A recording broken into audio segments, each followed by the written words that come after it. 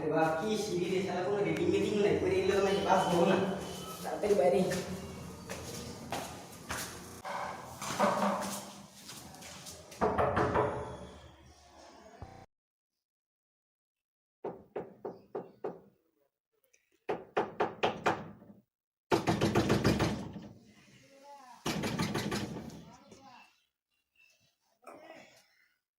কোন শালার ডিসেম্বর মাসের ঘুমটা হারাম করে দিল।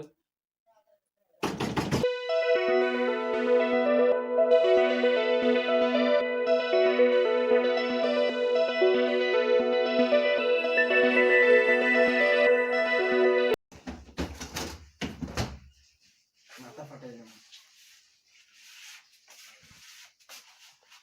আমার, কোন নষ্ট করস।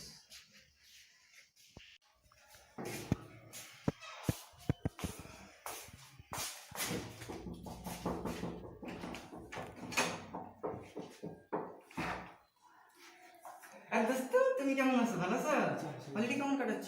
অনেক ভালো।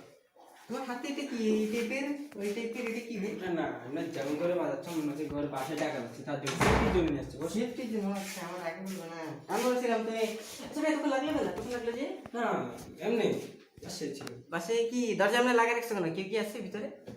কেউ থাকলে তুমি জানলে না?